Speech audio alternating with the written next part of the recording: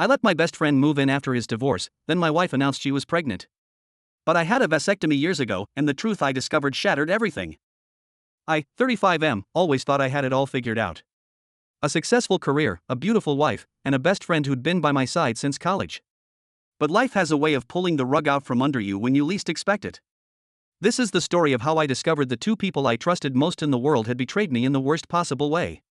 It all started when my best friend, let's call him Jay, hit a rough patch. He'd lost his job and was going through a messy divorce. Being the good friend I thought I was, I offered him our spare room until he got back on his feet. My wife, W, was hesitant at first, but eventually agreed it was the right thing to do. He's family, I argued. We can't just leave him out in the cold. You nodded, a tight smile on her face. Of course, you're right. It'll be fine. Looking back, I should have paid more attention to that smile, the way it didn't quite reach her eyes. But hindsight, as they say, is 20/20. The first few weeks were fine. Jay helped around the house, started job hunting, and seemed to be getting his life back on track. W and I continued our normal routine, though I noticed she seemed a bit more distant than usual. I chalked it up to stress of having a house guest and didn't think much of it. Then came the night that changed everything. I came home late from work to find W practically glowing with excitement. I have amazing news, she exclaimed, pulling me into a tight hug. I'm pregnant. For a moment, I felt like I'd been punched in the gut. You see, there was something I'd never told W, or anyone for that matter. Years ago, before we were married, I'd had a vasectomy. A medical scare had left me terrified of passing on potentially faulty genes, and I'd made the decision without consulting anyone. It was a secret I'd carried for years, always meaning to tell W, but never finding the right moment. I forced a smile onto my face, my mind racing. That's incredible, honey. How far along are you? About 6 weeks, she beamed, oblivious to my inner turmoil. I can't wait to tell everyone. I nodded numbly, excusing myself to the bathroom where I splashed cold water on my face. 6 weeks. Right around the time Jay had moved in. The implications were clear, but I couldn't bring myself to confront them. Not yet. Over the next few days, I watched W and Jay like a hawk, looking for any sign of impropriety. At first, I saw nothing out of the ordinary. But then I started noticing little things, lingering glances, inside jokes I wasn't privy to, the way they'd fall silent when I entered a room. One night, I pretended to go to bed early, claiming a headache. Instead, I crept downstairs and overheard a hushed conversation in the kitchen. We have to be careful, W was saying. He's starting to get suspicious. Jay's voice was low, urgent. Maybe we should tell him. It's not fair to keep this secret. No, W hissed. Not yet. We need more time. My heart pounded in my chest as I silently made my way back upstairs. They were definitely hiding something, but I needed proof. Concrete evidence I could use to confront them. So began my covert investigation. I installed hidden cameras in the common areas of the house, feeling sick to my stomach at the invasion of privacy, but desperate for the truth. I started logging their movements, noting every time they were alone together. I even went so far as to hack into W's phone, a skill I'd picked up in my IT job but never thought I'd use for something like this. Days turned into weeks and my obsession grew. I barely slept, spending every free moment poring over footage and text logs. My work began to suffer, but I couldn't bring myself to care. All that mattered was uncovering the truth. Meanwhile, W's pregnancy progressed. She'd start gushing about nursery colors or baby names, and I'd have to excuse myself, unable to bear the parade. Jay, for his part, seemed to be around more and more, always ready to help with pregnancy-related tasks. It was during one of these moments that I finally caught them. I'd come home early, another headache excuse, and found them in the guest room, Jay's room. They weren't in a compromising position, but the intimacy of the scene was undeniable. W was sitting on the bed, Jay kneeling in front of her with his hand on her slightly swollen belly. I still can't believe this is happening, Jay was saying, his voice thick with emotion. W smiled down at him, running her fingers through his hair. I know, it's like a miracle. I stood frozen in the doorway, my presence unnoticed. A miracle. The word echoed in my head, mocking me. I wanted to burst in, to confront them then and there. But something held me back. A perverse desire to see how far they'd take this parade. So I retreated, silently making my way back to the car. I drove around aimlessly for hours, my mind a whirlwind of emotions. Anger, betrayal, grief, they all warred for dominance. But beneath it all was a cold, calculating determination. I would make them pay for this deception. Over the next month, I gathered more evidence. secret meetings, intimate text messages, even a video of them kissing when they thought I wasn't home. All the while, I played the role of the excited expectant father, choking down bile every time W talked about our baby. Jay even had the audacity to congratulate me one night over beers.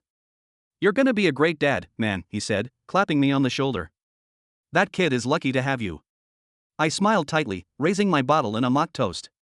"Thanks, buddy, couldn't do it without your support." The irony was so thick I could taste it. Finally, after what felt like an eternity, I decided I had enough evidence.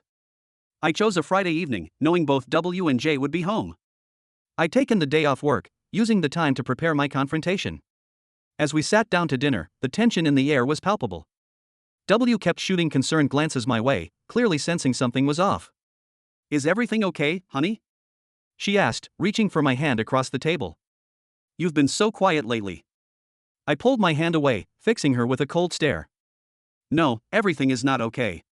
In fact, things are about as far from okay as they could possibly be." Jay shifted uncomfortably in his seat. "What's going on, man? You know you can talk to us about anything." I let out a bitter laugh. "Oh, that's rich coming from you too. Tell me, how long have you been sleeping together?" The color drained from both their faces. Boo's hand flew to her mouth, her eyes wide with shock. Jay started to stammer out a denial. But I cut him off. "Save it. I know everything." I pulled out my phone, queuing up one of the incriminating videos. "Want to see yourselves in action?" You burst into tears. "It's not what you think. We never meant for this to happen." "Oh, really?" I spat. "You never meant to betray me? To make a fool of me in my own home?" I turned to Jay, my voice dripping with venom. "I took you in when you had nothing, and this is how you repay me?" Jay hung his head, unable to meet my gaze. "I'm so sorry, man. We fell in love. We didn't know how to tell you." "Love?" I echoed incredulously. "You call this love, sneaking around, lying to my face every day?" Reached for me, her tear-stained face pleading. "Please, let us explain. We were going to tell you, I swear. We wanted to wait until after the baby was born." And there it was, the final nail in the coffin of our marriage. I took a deep breath, steeling myself for what I was about to reveal. "That's the thing, W. There's no way that baby could be mine." I paused, letting the weight of my words sink in. "I had a vasectomy years ago." The silence that followed was deafening. E's face crumpled in confusion, then dawning realization. Jay looked like he might be sick. But how?" he stammered. "Why didn't you tell me?" I shrugged, a strange calm settling over me now that everything was out in the open. I was scared of passing on bad genes, scared of commitment, scared of a lot of things. I kept meaning to tell you, but then years passed and it never seemed like the right time. Jay stood up abruptly, his chair scraping loudly against the floor. "I need some air," he muttered, stumbling towards the door. "Oh no, you don't," I growled, blocking his path. "You don't get to run away from this. We're going to sit here and hash this out like adults." What followed was hours of painful, raw conversation. Tears were shed, voices were raised, and years of pent-up emotions came pouring out. Ju admitted she'd always felt something was missing in our marriage, that Jay had awakened feelings in her she thought long dead. Jay confessed to feeling guilty, but claimed he couldn't fight his feelings for W. As for me, I laid it all out on the table. My fears, my insecurities, the reasons behind my secret vasectomy. It was cathartic in a way, finally unburdening myself of the weight I'd carried for so long. By the time dawn broke, we were all emotionally exhausted. No decisions had been made about the future, but at least everything was out in the open. Jay packed a bag and left, promising to give us space to figure things out. W retreated to the guest room, leaving me alone in what suddenly felt like a very empty house. In the weeks that followed, W and I tried to salvage our marriage. We went to counseling, had long, honest conversations about our wants and needs. But in the end, we both knew too much damage had been done. The trust was irreparably broken on both sides. We filed for divorce, agreeing to keep things as amicable as possible for the sake the child W was carrying. It wasn't easy, watching her belly grow with another man's baby, but I found myself strangely at peace with the situation. In a way, my deception had paved the way for theirs.